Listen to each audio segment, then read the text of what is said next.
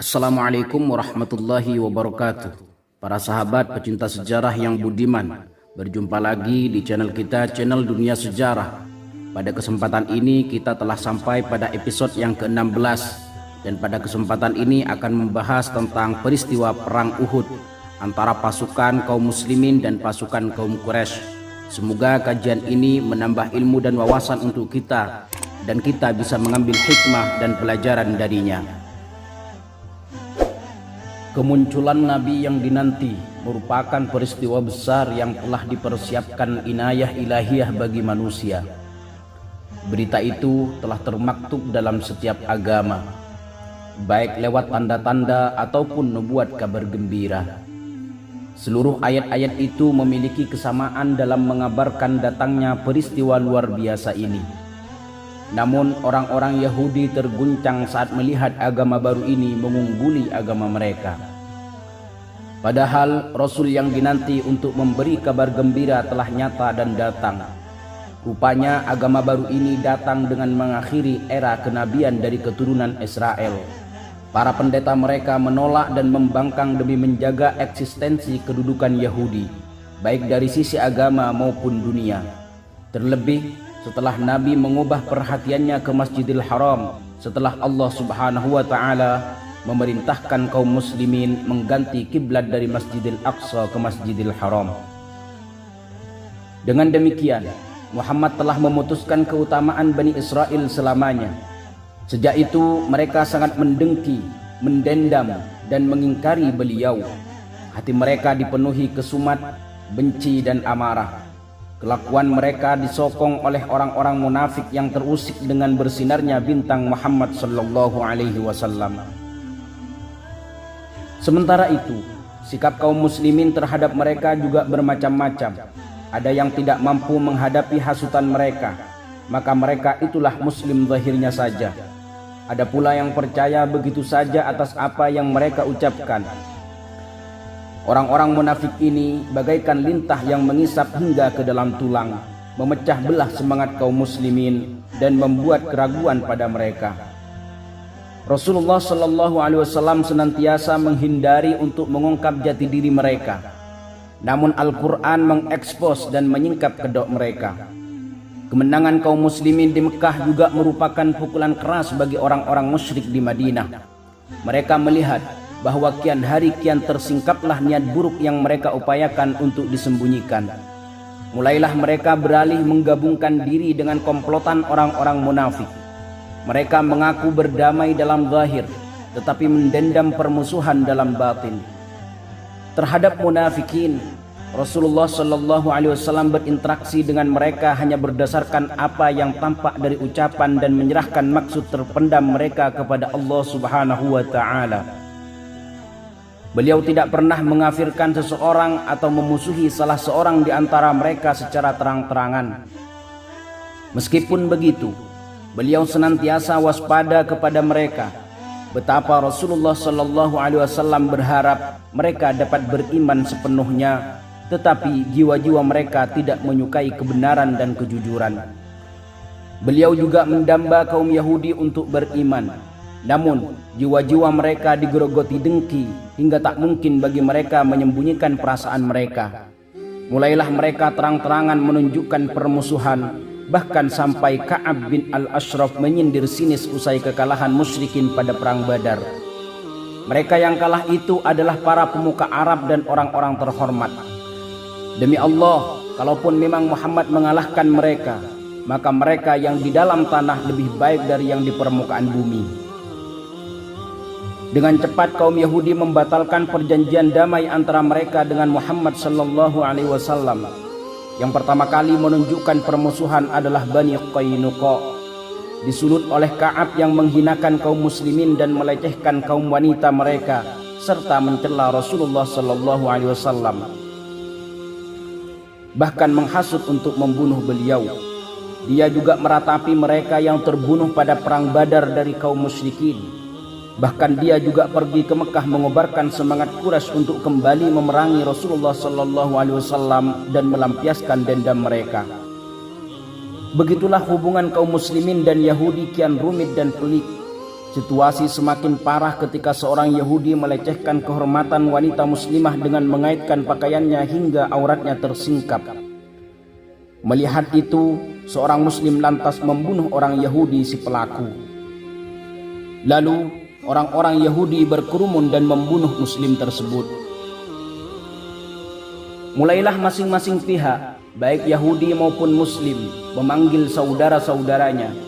Hampir saja terjadi aksi anarkisme antara kedua pihak kalau saja Rasulullah SAW tidak segera turun campur memadamkan api fitnah. Beliau lalu mengumpulkan para tokoh Yahudi dan berkata, "Wahai kaum Yahudi sekalian, takutlah kepada Allah yang telah menimpakan murkanya pada Quraisy dan masuklah Islam, sebab kalian telah mengetahui bahwasanya aku adalah nabi yang diutus. Kalian telah temukan itu dalam kitab kalian dan Allah telah janjikan kepada kalian." Mereka membalas, "Wahai Muhammad, apa engkau pikir kami ini sederajat dengan kaummu? Janganlah engkau terlena sebab telah mengalahkan kaum yang sama sekali tidak mengerti ilmu berperang.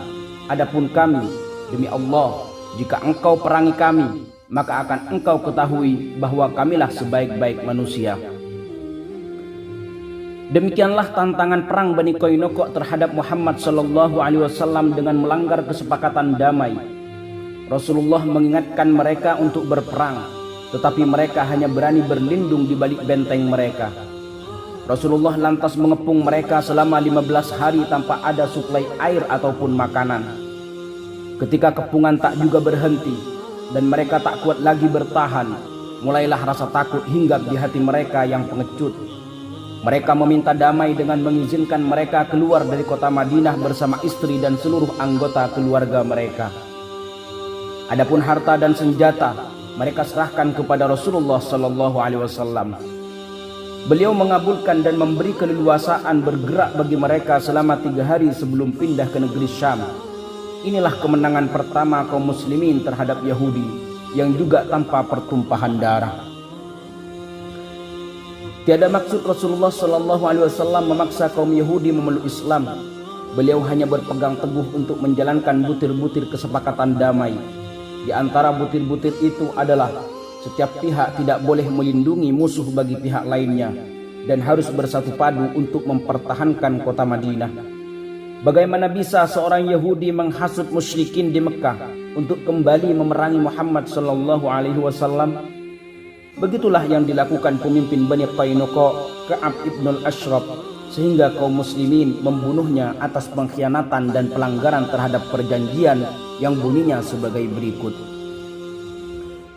Barang siapa yang berbuat zalim atau kejahatan, maka dia tidaklah dihukum kecuali dirinya dan anggota keluarganya.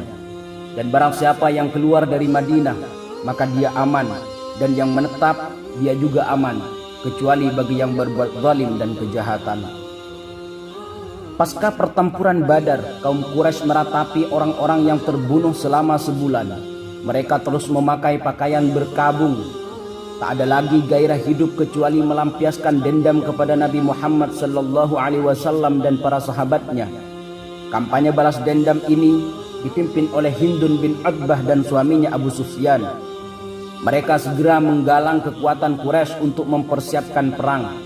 Adapun hasutan berperang, selain tekad membalas dendam, juga karena ingin mendobrak kepungan yang dilancarkan Muhammad dan para sahabatnya yang mengancam jalur kafilah dagang Quraisy dari dan menuju Syam.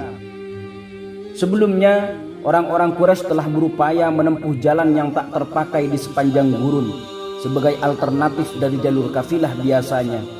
Namun sahabat-sahabat Muhammad SAW mengetahui kabar ini, lalu mereka mencegat dan merampas kafilah Quraisy.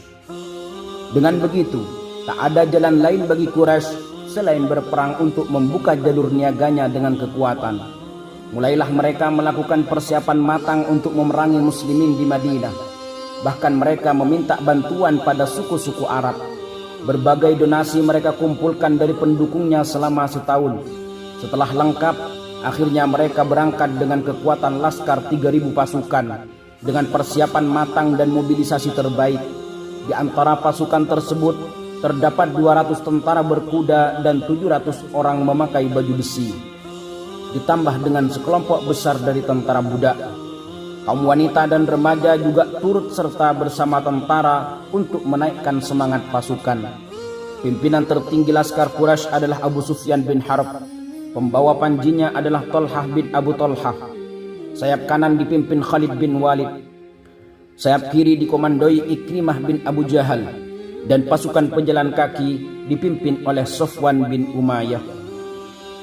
Di antara para budak yang ikut bertempur, terdapat seorang budak Habasyah bernama Wahsy yang sangat cakap melempar tombak. Tuannya Jubair bin Mut'im membesarkan hatinya untuk membunuh Hamzah bin Abdul Muttalib. Dia berkata kepada budaknya, "Kalau engkau berhasil membunuh Hamzah, maka engkau merdeka."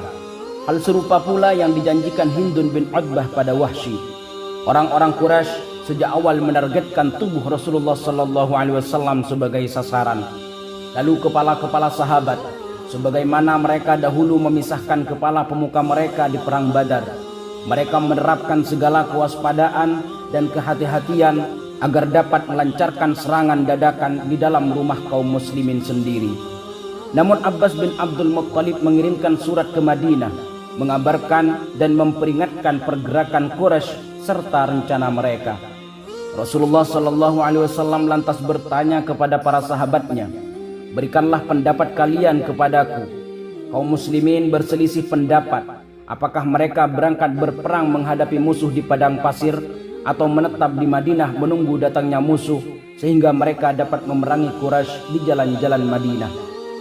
Hamzah bin Abdul Muttalib berkata, "Demi Allah yang telah menurunkan Al-Quran kepadamu, aku tidak akan makan hari ini hingga aku mencincang mereka dengan pedangku dan keluar dari Madinah."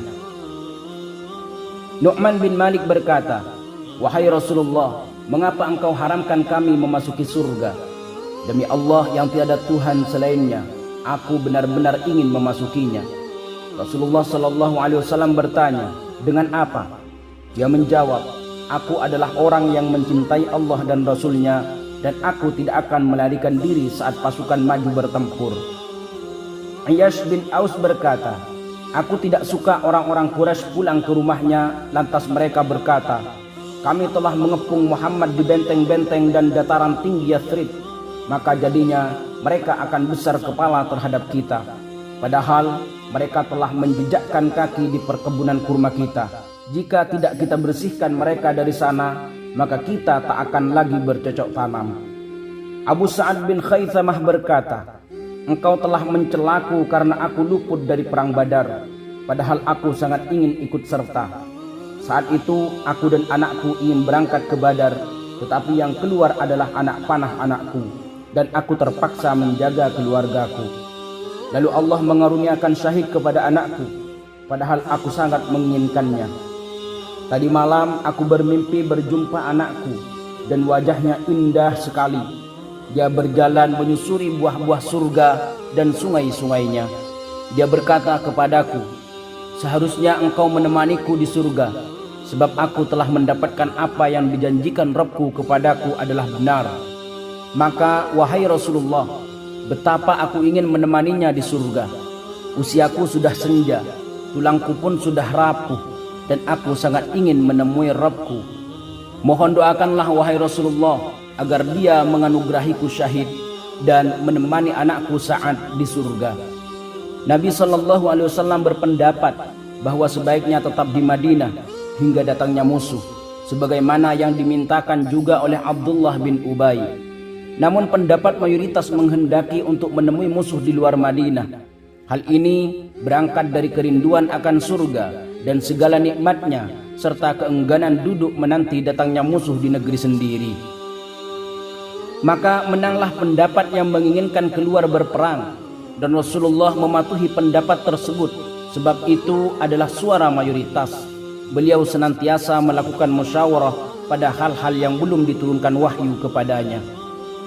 Lalu orang-orang musyrik kian mendekati Madinah, sampai kuda-kuda dan unta-unta mereka mencari makan di ladang-ladang Madinah. Kaum muslimin bermalam di masjid dengan senjata mereka. Mereka tak berani mendahului Nabi SAW. Manakala Rasulullah telah mengenakan baju perang, kaum muslimin mendatangi beliau dan berkata, "Tidaklah maksud kami menyelisihi pendapatmu wahai Rasulullah. Buatlah apa yang terbaik menurutmu. Kami tidak akan memaksamu dan biarlah urusan ini dikembalikan kepada Allah kemudian kepadamu." Para sahabat merasa mereka telah memaksakan pendapat yang bukan pendapat Rasulullah SAW. Beliau menjawab, "Aku telah mengajak untuk tetap tinggal, tetapi kalian menolak. Tidaklah patut bagi seorang nabi untuk melepaskan baju perang yang telah dia kenakan sampai Allah memutuskan perkara antara dirinya dan musuh-musuhnya. Perhatikan perintahku dan ikutilah. Kemenangan akan jadi milik kalian sepanjang kalian bersabar." Rasulullah SAW berangkat bersama 1.000 tentara. Lalu ketika sampai di Saud, kebun antara Madinah dan Uhud, di sana terpecah sepertiga pasukan Rasulullah. Abdullah bin Ubay pulang kembali bersama 300 orang pengikutnya. Dia berkata, "Mengapa beliau lebih memilih pendapat anak-anak dan malah mengabaikanku? Lantas untuk apa kita berperang di sini?"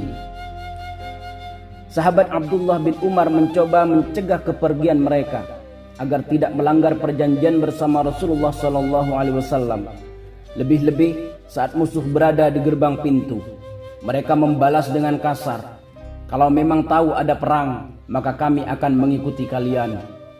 Di sini semangat pasukan Islam mulai kendur. Kepulangan sepertiga pasukan mendatangkan keguncangan dahsyat dalam diri kaum muslimin. Sampai-sampai Bani Harithah dan Khazraj dan Bani Salamah dari Aus ingin berbuat serupa yang dilakukan pengikut Abdullah bin Ubay. Kaum muslimin terpecah di antara mereka dan bersilang pendapat. Mereka akan pergi menghadapi musuh, tetapi hati mereka berkelana ke tempat lain. Perbedaan itu bukan hanya pendapat pada musyawarah saja, tetapi masuk pula dalam diri mereka, saling merasa tinggi hati dan menyimpan amarah satu sama lainnya. Sebagian merasa bangga karena pendapat mereka yang didengar oleh Rasulullah SAW. Sebab jika Rasulullah bermusyawarah, tentunya mereka akan dipanggil untuk dimintai pendapat mereka. Padahal semestinya, jika sebuah jemaah telah memutuskan sebuah perkara, hendaknya tidak ada yang keberatan atau menggugat untuk berpaling dari pendapat yang telah menang. Inilah makna dari musyawarah yang diminta Rasulullah SAW dari mereka. Bukan untuk bersikeras pada pendapat masing-masing sampai akhir dan berharap mereka menyingkirkan pendapatnya akan mendapat balasan. Kalau tidak, dia akan berpisah dari jamaah. Inilah permulaan perpecahan dalam Islam dan benih-benih perbedaan dan fitnah. Rasulullah SAW sampai di padang Uhud yang merupakan gunung dipenuhi jalan berliku dan dipenuhi semak, dibelah oleh beberapa lembah dan harus memutar berkeliling untuk menuju dataran sempit tempat berkumpulnya Quraisy. Selain itu, tanahnya tidak rata dan berkelok yang membuat kemiringannya membentuk cekungan seperti lubang. Sangat cocok untuk bersembunyi di tengah serangan anak panah. Kemudian Rasulullah SAW mengumpulkan sahabatnya untuk menyiapkan perang, lalu memilih bagian belakang yang merupakan kawasan bukit untuk melindungi mereka. Dipilihlah 50 pemanah yang diposisikan di atas bukit di bawah komando Abdullah bin Jubair. Mereka diperintahkan untuk melindungi arah belakang muslim saat perang berkecamuk dan tidak membiarkan musuh melewati benteng yang kukuh ini. Mereka tidak boleh meninggalkan tempat mereka meski kemenangan menghampiri muslimin, atau sebaliknya, dan untuk melancarkan serangan panah pada kuda musuh yang mendekat. Beliau menegaskan kembali kepada mereka agar tidak meninggalkan tempat walau apapun yang terjadi. Ketika Rasulullah SAW tengah menyiapkan barisan tentaranya, kaum wanita Quraisy berjalan di sela-sela pasukan Quraisy, memukul tabuh dan mengobarkan semangat kaum lelaki untuk berperang. Abu Sufyan berseru, "Wahai orang-orang Aus dan Khazraj, biarkan kami menyelesaikan urusan dengan golongan kaum kami, maka kami akan tinggalkan kalian." Lalu bergeraklah Ikrimah dari arah kiri dan Khalid bin Walid dari sebelah kanan untuk mengepung bukit. Dengan sigap pasukan pemanah melancarkan serangan serta merta kuda-kuda musuh surut ke belakang. Lalu mulailah perang dengan tanding duel. Dari barisan musyrikin keluarlah seseorang meminta tanding duel. Zubair bin Awam meladeni tantangan itu dan berhasil membunuhnya. Rasulullah Shallallahu Alaihi Wasallam pun senang. Kaum muslimin bertakbir dan bersaut-sautan. Kemudian Ali bin Abi Thalib menyerang Thalhah, si pemegang panji musyrikin, dan berhasil menewaskannya. Panji beralih pada saudaranya Uthman, tetapi Hamzah mengejar dan dapat membunuhnya. Panji lalu dipegang lagi oleh saudara dari keduanya, dan dia berteriak, "Kalian bilang yang terbunuh dari kalian berada di surga dan yang mati dari kami masuk neraka? Demi Allah, kalian benar-benar berdusta." Mendengar itu, Sa'ad bin Abi Waqqas menghantamnya hingga tewas seketika. Berturut-turut kaum muslimin berhasil membunuh 9 pembawa panji mereka. Akhirnya panji musyrikin tergeletak di atas tanah, membuat surut semangat kaum musyrikin. Kaum muslimin menyerang dengan dahsyat. Pedang mereka berkelebat di setiap tempat. Tombak dan panah mereka berterbangan mencari sasaran. Di antara yang paling dahsyat bertempur adalah Abu Dujana yang menerima pedang Rasulullah Shallallahu Alaihi Wasallam dan berperang dengannya. Dialah yang paling dahsyat mengayunkan pedang hingga pasukan musyrikin tercerai-berai dan lari tunggang langgang meninggalkan arena perang. Begitulah bagaimana kemenangan muslimin terhadap kekuatan yang hampir menyerupai 5 kali lipat kekuatan mereka. Musuh juga mengungguli dari persiapan dan perlengkapan, tetapi kaum muslimin dapat melakukan perlawanan luar biasa terhadap musyrikin. Selanjutnya, mereka mulai mengumpulkan dan menghitung harta jarahan perang. Kemenangan ini berkat keyakinan pada pertolongan Allah Subhanahu wa Ta'ala. Mereka tahu bahwa bagian belakang mereka terlindungi dengan adanya bukit. Namun rupanya, topan besar melanda mereka. Pasukan pemanah meyakini bahwa pertempuran telah usai dan kekalahan kaum musyrikin telah terwujudkan. Sebagian mereka berkata, "Mengapa kita harus menanti di sini sedangkan Allah telah mengalahkan musuh? Lihatlah kawan-kawan kita yang lain tengah mengumpulkan ghanimah. Marilah ke sana bergabung bersama mereka mengumpulkan harta rampasan perang." Komandan mereka Abdullah mengingatkan pesan Rasulullah Sallallahu Alaihi Wasallam dan memperingatkan mereka akibat mengabaikan perintah beliau. Mereka membalas, "Rasulullah juga tidak menginginkan kita berdiam di sini setelah Allah menghinakan kaum musyrikin." Mereka lalu turun menuju tempat ghanimah dan meninggalkan komandan mereka hanya dengan 10 anggota saja. Maka tersingkaplah benteng yang melindungi punggung kaum muslimin. Sejak mula mata Khalid bin Walid mengawasi apa yang terjadi. Saat melihat pasukan pemanah meninggalkan pos mereka, dia bersama pasukannya memutari gunung. Lalu di belakangnya menyusul pasukan Ikrimah naik ke atas bukit dan menghabisi pasukan pemanah yang tersisa di tempat mereka. Selepas itu, mereka mendobrak barisan muslimin dari arah belakang dengan berteriak, "Wahai Uzza, wahai Hubal!" Kaum musyrikin yang telah kabur segera kembali manakala melihat apa yang terjadi. Sedangkan kaum muslimin dikejutkan dengan serangan musuh yang mengepung mereka. Tak ada lagi benteng yang melindungi punggung mereka yang tersingkap. Terbukalah dada kaum muslimin untuk dibunuh. Situasi mereka sungguh genting.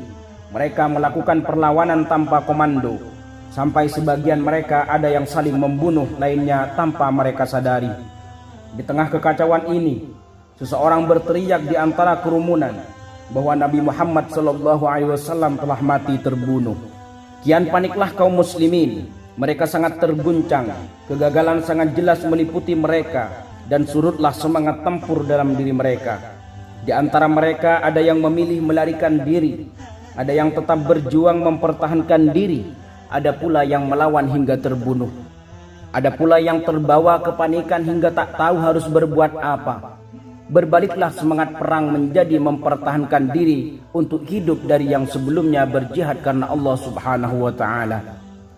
Pertempuran sebelumnya berlangsung secara kerumunan dan berada dalam gelanggang, tetapi kini berubah pada pertempuran perorangan, berserakan, terpencar-pencar, tanpa rencana, tanpa komando, dan tanpa tujuan. Di saat itulah Wahsy berhasil membunuh Hamzah dengan hujaman tombak di perutnya. Setelah itu dia berpaling dari medan perang sebab telah menuntaskan misinya. Kaum muslimin mulai melarikan diri, sementara Rasulullah di belakang mereka berteriak, "Kemarilah wahai hamba Allah, kemarilah wahai hamba Allah, datanglah ke sini hai fulan, kemarilah hai fulan, akulah Rasulullah." Namun mereka malah kabur meninggalkan beliau, tak lagi peduli sekeliling, hingga sebagian muslimin berkata, "Untuk apa kita berperang kalau Muhammad telah terbunuh? Kembalilah kepada kaum kalian yang akan melindungi kalian." Adapun yang menduga bahwa Muhammad telah mati, mereka menaiki bukit dan mencampakkan apa yang ada di tangan mereka. Anas bin An-Nadhr lalu melihat mereka dan berkata, "Mengapa kalian duduk di sini?" Mereka menjawab, "Rasulullah SAW telah terbunuh." Dia berkata, "Lantas, buat apa kalian hidup lagi? Bangkitlah dan raihlah kematian bersama beliau." Lalu Anas menyerbu musuh dan berperang dengan dahsyat tanpa menghiraukan luka yang dideritanya, hingga akhirnya dia terbunuh dengan 70 luka tusuk. Saudarinya dapat mengenali jasadnya dari tanda ujung jarinya. Kaum Quraisy segera menuju tempat dikabarkannya terbunuh Muhammad sallallahu alaihi wasallam. Semuanya ingin berjasa dalam membunuhnya atau menyiksanya. Rasulullah sallallahu alaihi wasallam sendiri tetap tabah menghadapi musuh. Beliau bertempur dengan gigih. Beliau memanah hingga anak panahnya habis, busurnya pecah dan tali busurnya putus. Lalu beliau melempari musuh dengan batu hingga terkena pinggangnya. Kaum muslimin sigap mengelilingi Nabi mereka, membela dan melindungi beliau. Iman mereka telah kembali memenuhi jiwa mereka. Hidup mereka tak ada artinya saat melihat batu-batu berterbangan yang dilemparkan Quraisy dan mengenai beliau. Terdapat 4 orang Quraisy yang bersumpah untuk membunuh Muhammad sallallahu alaihi wasallam, yaitu Abdullah bin Syihab, Utbah bin Abi Waqqas, Amr bin Qami'ah, dan Ubay bin Khalaf. Adapun Abdullah, dia telah melukai kening Rasulullah sallallahu alaihi wasallam hingga darah mengalir di wajah beliau dan membasahi jenggotnya. Sedangkan Utbah, dia melukai bibir bawah beliau hingga gigi kanan beliau tanggal. Sementara Amr bin Qami'ah melukai pelipis beliau hingga 2 potongan besi dari topi pelindungnya menancap di sana. Dia juga menghantam pundak beliau dengan pedangnya. Rasulullah SAW segera menguasai keadaan dengan berkata, "Bagaimana kaum itu akan berjaya sedangkan mereka melumuri wajah Nabi mereka dengan darahnya, sementara dia mengajak mereka untuk menyembah Rabb mereka." Beliau dan beberapa sahabatnya berusaha menyelamatkan diri, tetapi beliau terperosok dalam lubang yang telah digali orang-orang musyrik sebagai jebakan bagi kaum muslimin. Lutut beliau terjerembab. Dengan cekatan, Ali mengambil tangan beliau dan Thalhah bin Ubaidillah mengangkat beliau hingga dapat menyeimbangkan diri. Setelah itu, Rasulullah SAW dan sahabat-sahabatnya mendaki Bukit Uhud untuk berlindung di sana. Di sekeliling beliau, kaum muslimin mempertahankan beliau mati-matian dengan perbuatan yang tak pernah dilakukan manusia sebelumnya. Malik bin Abi Sufyan mengisap darah yang mengalir di wajah Rasulullah SAW. Lalu beliau berkata, "Barang siapa yang darahnya bersentuhan dengan darahku, maka dia tidak akan disentuh api neraka." Ummu Imarah, wanita kaum Ansar, ikut keluar menemani prajurit muslimin untuk memberi air minum mereka. Ketika melihat kekalahan muslimin, dia tinggalkan barang-barangnya dan dia hunuskan pedang lalu masuk ke gelanggang pertempuran melindungi Rasulullah SAW. Dia berjuang dengan gigih sampai menderita 13 luka-luka serius di sekujur tubuhnya.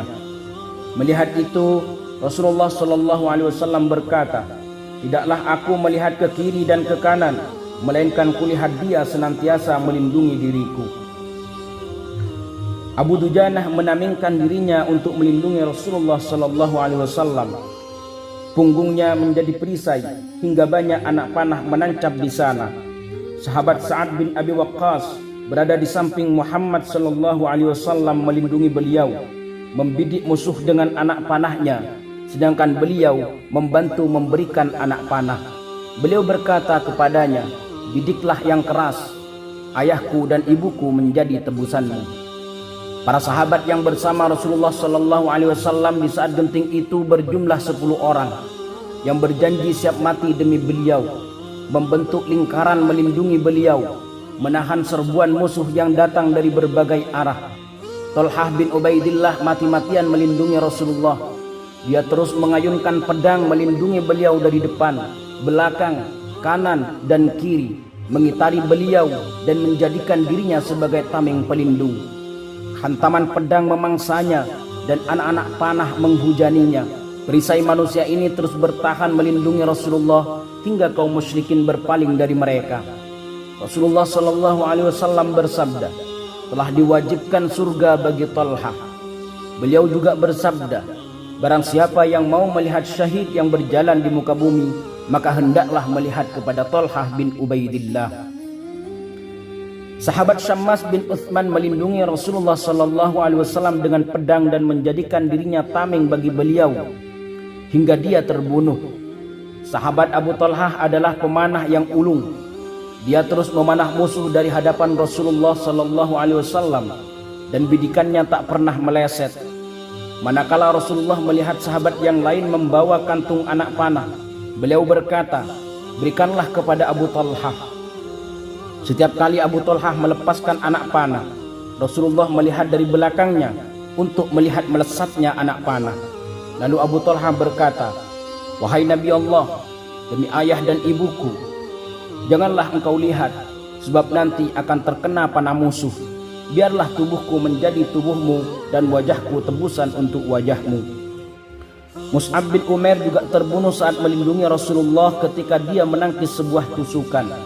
Begitu pula sekelompok orang Ansar yang berperang mati-matian melindungi Rasulullah sallallahu alaihi wasallam hingga satu demi satu mereka gugur sebagai syuhada. Orang yang terakhir gugur dari mereka adalah Ziyad bin As-Sakan. Kemudian beliau bersabda, "Dekatkan dia kepadaku." Lalu mereka pun mendekatkannya kepada Rasulullah sallallahu alaihi wasallam yang kemudian menjadikan kaki beliau sebagai bantalnya. Akhirnya Ziyad bin As-Sakan meninggal sedang pipinya berada di atas kaki Rasulullah. Keseluruhan yang gugur saat melindungi Rasulullah berjumlah 30 syuhada. Kaum Quraisy bersyukur ria saat meyakini Muhammad telah mati. Lalu Abu Sufyan memeriksa di antara yang terbunuh mencari jasad Muhammad. Namun Rasulullah sallallahu alaihi wasallam menginstruksikan kepada sahabatnya agar tidak mengabarkan bahwa beliau masih hidup, sehingga orang-orang Quraisy tidak datang beramai-ramai untuk mencelakai beliau. Ka'ab bin Malik yang menghadap ke arah Abu Dujana lantas mengetahui keberadaan Rasulullah sallallahu alaihi wasallam. Saat melihat kedua mata Rasulullah yang bersinar dari bawah perisai kepala, kemudian dia berteriak sekerasnya, "Wahai kaum muslimin, bergembiralah kalian. Inilah Rasulullah." Rasulullah sallallahu alaihi wasallam memberikan isyarat kepadanya agar diam. Ketika kaum muslimin mengetahui bahwa Rasulullah sallallahu alaihi wasallam masih hidup, serentak mereka bangkit menuju beliau. Di antara mereka terdapat Abu Bakar, Umar, Ali dan Zubair. Teriakan Ka'ab dengan cepat mendatangkan reaksi kaum Quraisy. Awalnya mereka mengira itu hanya tipu daya untuk menaikkan semangat muslimin. Namun Ubay bin Khalaf berlari di belakang Rasulullah sallallahu alaihi wasallam dan berkata, "Wahai pendusta, hendak kemanakah engkau lari? Hai Muhammad, aku tak akan selamat kalau dia selamat." Dengan tangan beliau, Rasulullah lalu menancapkan sebuah lembing ke leher Ubay hingga dia terlempar dari kudanya, yang akhirnya tewas di perjalanan saat kembali pulang. Rasulullah sallallahu alaihi wasallam segera bangkit menuju batu besar di bukit untuk menaikinya, tetapi beliau tidak sanggup sebab banyaknya pendarahan yang dialami. Thalhah lalu duduk di bawah beliau hingga beliau dapat naik dan menyeimbangkan diri. Saat mereka demikian, tiba-tiba muncul Khalid bin Walid bersama pasukan berkudanya hendak menaiki bukit. Rasulullah sallallahu alaihi wasallam lalu berdoa, "Ya Allah, mereka tidak boleh naik ke atas dengan kami." Umar bin Khattab dan beberapa sahabat Rasulullah lalu menghadang dan memukul mundur mereka. Kian bertambahlah kaum muslimin yang naik ke bukit. Mereka semua dilanda letih luar biasa, hingga Nabi SAW mengimami salat zuhur dengan duduk akibat luka-luka yang beliau derita. Di belakang beliau kaum muslimin juga salat dengan duduk. Abu Sufyan berjalan menyusuri jasad kaum muslimin yang gugur dan melihat muka-muka mereka. Saat mendapatkan Hamzah terbaring di antara mereka, dia tancapkan mata tombak ke tulang rahang Hamzah dan berkata, "Rasakanlah pembangkang." Sedangkan Hindun bin Utbah tidak cukup hanya dengan terbunuhnya Hamzah. Bahkan dia bersama kaum wanita memutilasi telinga dan hidung para syuhada, lalu dijadikan sebagai kalung dan anting. Selanjutnya dia belah perut Hamzah dan menarik hatinya, lalu dia kunyah dengan giginya. Kekejian yang dilakukan Hindun dan kaum wanita lainnya dengan cepat tersiar. Begitu juga kesedihan kaum lelaki mereka, di mana belum pernah dilakukan bangsa Arab sebelumnya. Abu Sufyan berharap dapat menemukan Rasulullah SAW di antara mereka yang gugur. Tatkala tak dapat dia temukan, mulailah dia menaruh curiga apakah benar pasukannya telah membunuh beliau. Dia lalu pergi ke arah kerumunan di mana Rasulullah SAW dan pengikutnya berada, lalu berseru, "Apakah Muhammad berada di antara kalian? Apakah ada Abu Quhafah? Apakah ada Ibnul Khattab?" Rasulullah SAW melarang sahabatnya untuk menjawab. Karena tak ada yang menjawab, Abu Sufyan pun berkata kepada pengikutnya orang-orang musyrik bahwa musuh sudah cukup menerima kekalahan telak. Umar tak dapat menahan diri dan berkata, "Engkau berdusta, hai musuh Allah. Semoga Allah menyisakan bagimu segala keburukanmu." Abu Sufyan membalas seakan dia ingin meminta maaf atas apa yang dilakukan para wanita Quraisy terhadap syuhada kaum muslimin. "Di antara korban-korban kalian ada yang dicincang. Aku tidak rela dan aku juga tidak marah. Aku tidak melarang dan tidak menyuruh perbuatan tersebut." Lalu dia melanjutkan, "Aku menang. Sesungguhnya kekalahan telah terbalas. Hidup Hubal, jayalah Hubal." Rasulullah SAW lalu bersabda, "Katakan kepadanya bahwa Allah lebih tinggi dan lebih mulia." Abu Sufyan berkata, "Kami memiliki Uzza dan kalian tidak punya Uzza." Rasulullah SAW bersabda, "Katakan kepadanya, Allah adalah Tuhan yang melindungi kami dan kalian tiada memiliki pelindung." Abu Sufyan berkata, "Dendam Badar sudah terbalaskan." Rasulullah SAW bersabda, "Katakan kepadanya, tidaklah sama yang gugur dari kami di surga dan yang terbunuh dari kalian berada di neraka." Lalu Abu Sufyan berteriak, "Mari kita berjumpa kembali di Badar tahun depan." Rasulullah SAW bersabda, "Katakan kepadanya, baiklah, ini adalah janji antara kita dan mereka." Abu Sufyan lalu membelokkan kudanya bergabung pada pengikutnya. Rasulullah SAW ingin meyakinkan kemana arah perginya musuh. Lalu beliau mengirim Ali bin Abi Thalib dan berkata, "Pergilah dan mata-matai orang-orang Quraisy, serta lihatlah apa yang mereka kerjakan dan apa yang mereka inginkan. Jika mereka meletakkan kuda-kuda mereka di sebelah selatan dan menaiki unta-unta, berarti mereka hendak pulang kembali ke Mekah. Namun, jika mereka menaiki kuda-kuda mereka dan menuntun unta-unta mereka, berarti mereka hendak menuju ke Madinah." Ali berjalan menelusuri jejak orang-orang Quraisy. Ternyata mereka meletakkan kuda-kuda di sebelah selatan mereka dan menaiki unta-unta mereka dan berjalan kembali ke Mekah. Lalu dia menghadap Rasulullah SAW dan mengabari beliau. Rasulullah SAW berkata, "Demi Allah yang jiwaku berada di tangannya, jika mereka hendak menyerang Madinah, aku pasti akan kembali ke Madinah dan aku perangi mereka di dalamnya." Setelah menguburkan pihak yang tewas dari mereka, orang-orang Quraisy pun pulang. Segenap sahabat mengerumuni Rasulullah SAW mengobati luka beliau. Ali berdiri dan membasuh darah di wajah beliau. Lalu Rasulullah SAW bersabda, "Allah sangat murka kepada siapa yang mengalirkan darah wajah nabinya." Abu Ubaidah mencabut 2 keping besi yang menembus pelipis beliau dengan giginya. Ketika mencabut yang pertama, tanggallah 1 gigi serinya. Dan saat mencabut keping besi lainnya, tanggal pula gigi serinya yang kedua. Dengan begitu, Abu Ubaidah menjadi orang bergigi ompong yang paling tampan. Fatimah lalu datang bersama kaum wanita dari Madinah.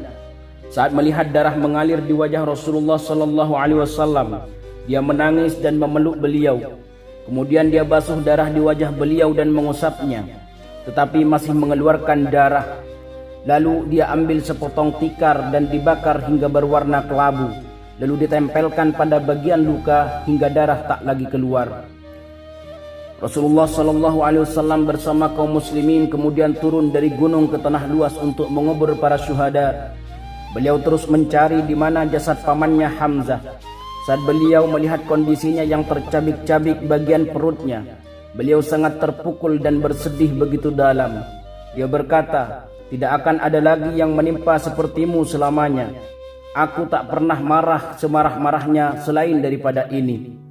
Ketika kaum muslimin melihat duka Rasulullah dan kemarahan beliau, mereka berkata, "Apabila Allah memberi kita kemenangan atas mereka suatu hari nanti, kita pasti akan mencincang jenazah musuh dengan yang tidak pernah dikerjakan seorang Arab pun sebelumnya."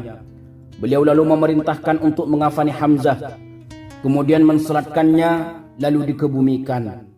Menanggapi kemarahan dan sumpah Nabi, turunlah ayat Al-Quran supaya Nabi menarik sumpah yang diucapkannya ketika marah. Rasulullah SAW bersabda, "Jibril mendatangiku. Dia memberitahuku bahwa Hamzah termaktub di antara penghuni langit yang 7 sebagai singa Allah dan singa Rasulnya." Lalu turunlah ayat Allah, "Dan jika kamu memberikan balasan, maka balaslah dengan balasan yang sama dengan siksaan yang ditimpakan kepadamu. Akan tetapi, jika kamu bersabar, sesungguhnya itulah yang lebih baik bagi orang-orang yang sabar. Bersabarlah hai Muhammad, dan tiadalah kesabaranmu itu melainkan dengan pertolongan Allah. Dan janganlah kamu bersedih hati terhadap kekafiran mereka, dan janganlah kamu bersempit dada terhadap apa yang mereka tipu dayakan. Sesungguhnya Allah beserta orang-orang yang bertakwa dan orang-orang yang berbuat kebaikan." Akhirnya Rasulullah SAW memaafkan perlakuan musuh kepada Hamzah. Beliau bersabar dan melarang berbuat keji serupa yang dilakukan musuh. Jenazah-jenazah yang lainnya lalu diletakkan di samping Hamzah. Sebelumnya orang-orang ingin membawa korban yang gugur ke Madinah untuk dikuburkan di sana. Namun Rasulullah melarangnya dan bersabda, "Kuburkanlah di tempat mereka syahid." Beliau dan kaum muslimin lalu menyalati Hamzah dan para syuhada lainnya sebanyak 72 kali. Sofiyah binti Abdul Muttalib, saudari Hamzah, datang untuk melihat Hamzah. Rasulullah SAW berkata kepada Az-Zubair bin Awwam, putra Sofiyah, "Temui ibumu dan suruh agar dia pulang hingga tidak menyaksikan apa yang menimpa saudaranya." Zubair berkata kepada ibunya, "Ibu, sesungguhnya Rasulullah menyuruhmu pulang." Sofiyah bertanya, "Mengapa Rasulullah menyuruhku pulang, sedang aku mendengar berita bahwa saudaraku dicincang, dan itu terjadi di jalan Allah? Tidak ada yang lebih melegakan dari hal itu. Aku pasti mengharap pahala darinya dan mampu bersabar insya Allah." Zubair menemui Rasulullah SAW dan menceritakan perihal ibunya. Kemudian beliau bersabda, "Biarkanlah dia." Sofiyah pun melihat jenazah Hamzah, menyolatinya dan beristirja, mengucapkan inna lillahi wa inna ilaihi raji'un, dan memintakan ampun baginya. Rasulullah SAW bersabda, "Aku menjadi saksi atas mereka. Sesungguhnya seseorang yang terluka di jalan Allah, dia akan dibangkitkan dalam keadaan lukanya berdarah, warnanya warna darah, dan aromanya laksana kasturi." Beliau memerintahkan mengubur para syuhada tanpa perlu dimandikan. Para sahabat memakamkan 2 atau 3 orang dalam satu liang. Adapun jumlah korban yang gugur sebanyak 70 orang, 4 dari muhajirin dan sisanya dari kaum Ansar. Sedangkan yang terbunuh dari pihak musyrikin sebanyak 24 orang. Selesai dari pemakaman para syuhada, Rasulullah menunggang kudanya dan pulang ke Madinah. Banyak kaum muslimin yang terluka parah dalam keadaan payah dan letih luar biasa. Ketika sampai di Madinah, melihat kaum wanita di depan rumah menangisi mereka yang gugur. Beliau pun terenyuh dan merasa simpati atas musibah yang menimpa mereka. Ummu Amir berkata, "Semua musibah setelahmu adalah kecil artinya." Ummu Sa'ad bin Mu'adz berkata, "Saat aku melihat engkau selamat, maka musibah ini tak berarti apa-apa." Beliau berkata kepadanya, "Hai Ummu Sa'ad, bergembiralah dan sampaikan kabar gembira pada anggota keluarga mereka. Semua mereka yang terbunuh akan kalian temani di surga." Dia menjawab, "Kami ridho kepadamu Rasulullah. Siapakah yang akan menangisi mereka setelah ini?" Lalu dia memohon kepada beliau, "Doakanlah bagi mereka yang ditinggalkan wahai Rasulullah." Beliau pun berdoa, "Ya Allah, hilangkanlah kesedihan dari hati mereka, cukupkanlah musibah yang menimpa mereka, dan berilah pengganti yang lebih baik kepada mereka yang ditinggalkan." Kemudian Rasulullah SAW menginstruksikan para sahabatnya yang terluka agar dibopong ke rumah mereka untuk diobati. Semua yang terluka lantas meninggalkan beliau. Mereka segera menyalakan api untuk menyetrika luka dan menghentikan pendarahan. Beliau terus berjalan hingga sampai di rumahnya. Beliau turun dari kuda. Kemudian Sa'ad bin Ubadah dan Sa'ad bin Mu'adz memapah beliau masuk ke rumah. Saat Bilal mengumandangkan azan salat Maghrib, beliau keluar dengan kondisi yang masih dipapah oleh kedua sahabat Sa'ad. Beliau lalu mengimami salat dan kembali pulang ke rumah beliau. Beberapa orang Aus dan Khazraj menjaga pintu masjid sebab khawatir serangan orang-orang Quraisy saat mereka lalai. Rasulullah mengizinkan menangisi mereka yang gugur untuk mengurangi kepedihan hati dan duka cita dalam jiwa. Tetapi beliau melarang meratap dengan menjerit, menarik-narik rambut dan merobek-robek baju. Nabi SAW mulai memikirkan perihal kaum munafikin, Yahudi dan musyrikin yang tampak gembira atas kekalahannya dan sahabat-sahabatnya. Ialah Abdullah bin Ubay bin Salul yang memisahkan diri dari jamaah dan menarik diri dari medan pertempuran dengan dalih Muhammad tidak mau mendengarkan pendapatnya. Sebelumnya dia juga ikut membela kaum Yahudi Bani Qainuqa dan marah besar atas pengepungan dan pengusiran Muhammad SAW terhadap mereka.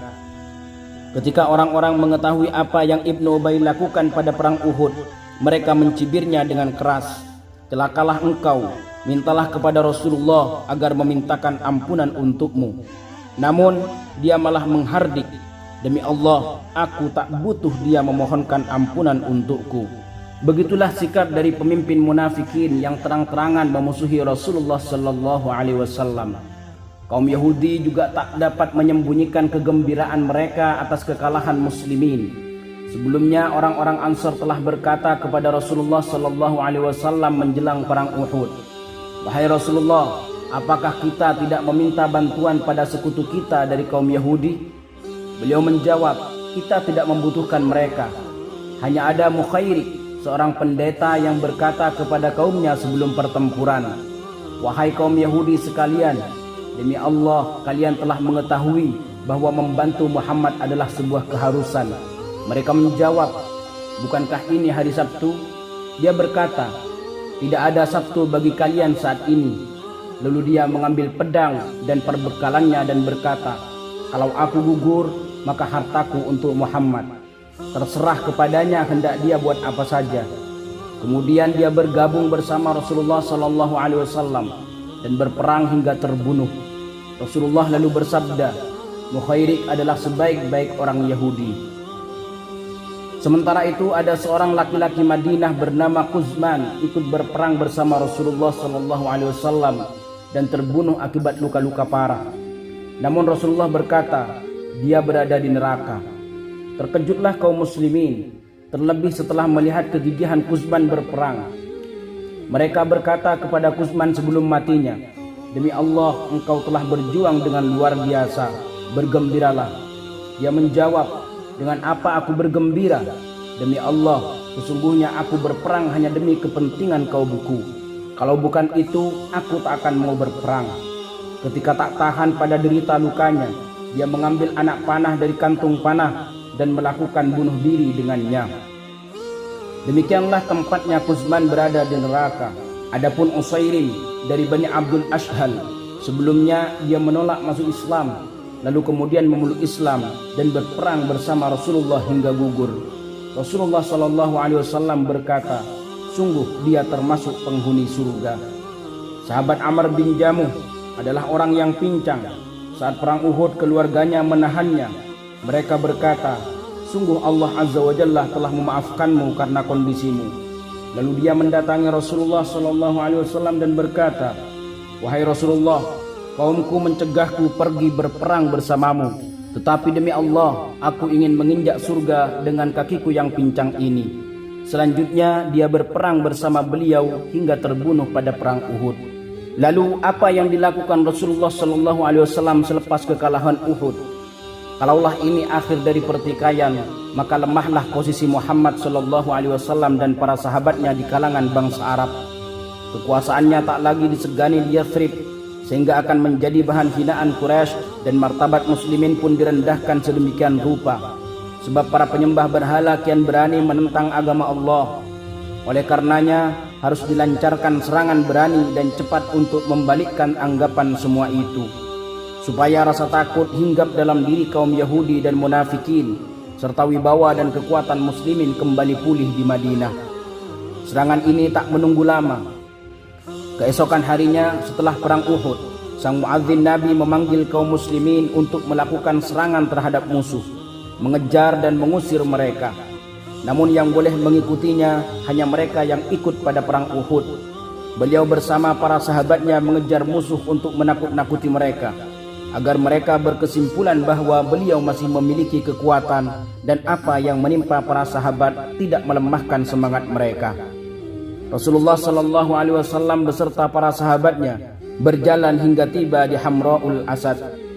Rasa takut menghinggapi Abu Sufyan saat musuh-musuhnya datang dari Madinah dengan kekuatan baru. Rasulullah melewati Ma'bad bin Abi Ma'bad dari kabilah Al-Khuzai. Ma'bad seorang musyrik, tetapi dia merupakan sekutu Nabi SAW. Dia berkata, wahai Muhammad, demi Allah, kami turut bersedih atas apa yang menimpa sahabat-sahabatmu, dan kami berharap semoga Allah menyelamatkanmu di tengah-tengah mereka. Abu Sufyan dan pengikutnya telah mempelajari saat di desa Ar-Rawha untuk kembali menyerbu kaum muslimin di Madinah hingga mereka binasa selamanya. Ketika melihat Ma'bad, Abu Sufyan berkata, berita apa yang engkau bawa wahai Ma'bad? Ma'bad menjawab, Muhammad mengejar kalian bersama sahabat-sahabatnya yang belum pernah aku lihat sebelumnya karena marah kepada kalian. Sahabat-sahabatnya yang tidak ikut serta dalam perang Uhud semuanya bergabung dengannya dan menyesal tidak turut berperang. Mereka sangat marah kepada kalian, dan aku tidak pernah melihat kemarahan seperti itu sebelumnya. Abu Sufyan berkata, celaka engkau, apa yang engkau katakan ini? Ma'bad berkata, demi Allah, aku berpendapat hendaknya engkau kembali hingga engkau melihat kepala kuda meninggi. Abu Sufyan berkata, demi Allah, kami telah bersepakat untuk kembali ke tempat mereka dan menghabisi sisa-sisa mereka. Ma'bad berkata, aku sarankan agar engkau tidak melakukannya. Abu Sufyan berpikir kalau dia kembali tanpa menemui Muhammad di Hamra'ul Asad, mereka akan mengatainya pengecut. Tetapi jika berperang dengan Muhammad dan kalah, maka akan sirnalah kemenangan Uhud. Lantas terbersit di hatinya bahwa bahaya yang paling ringan adalah kembali ke Mekah. Namun dia mencoba melakukan siasat dengan menitipkan surat ancaman melalui rombongan musafir dari Bani Abdul Qais yang sedang menuju Madinah. Isinya bahwa dia telah mengumpulkan pasukan untuk menghabisi sisa-sisa dari pasukan Muhammad SAW. Ketika rombongan musafir itu berjumpa dengan Rasulullah di Hamra'ul Asad dan menyampaikan apa yang dikatakan Abu Sufyan, beliau bersabda, cukuplah Allah bagi kita dan dia adalah sebaik-baik pemelihara. Abu Sufyan lebih memilih pulang daripada menghadapi muslimin. Namun kaum munafikin dan Yahudi terus menghina kaum muslimin dengan berkata, kalau memang perang Badar merupakan mukjizat dari Allah dan pertanda akan risalah Muhammad, lantas apa pertanda dari kekalahan Uhud? Sebenarnya pertanda dari perang Uhud adalah isyarat Allah untuk mengajarkan semuanya, baik kaum mukminin atau kafirin, bahwa kemenangan itu di tangan Allah Subhanahu wa taala. Kelompok mukminin jika mereka meninggalkan sebab-sebab kemenangan, maka tetap saja akan mengalami kekalahan telak, dan bahwa kemenangan Badar itu datangnya dari Allah Subhanahu wa taala. Tatkala pesan Rasulullah tidak dipatuhi, maka Allah Subhanahu wa taala pun menangguhkan kemenangan dan mengubahnya menjadi bencana.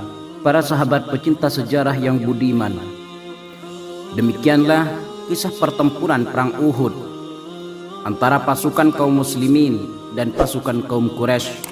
Semoga kita bisa mengambil hikmah dan pelajaran darinya. Sampai ketemu kembali pada episode berikutnya. Assalamualaikum warahmatullahi wabarakatuh.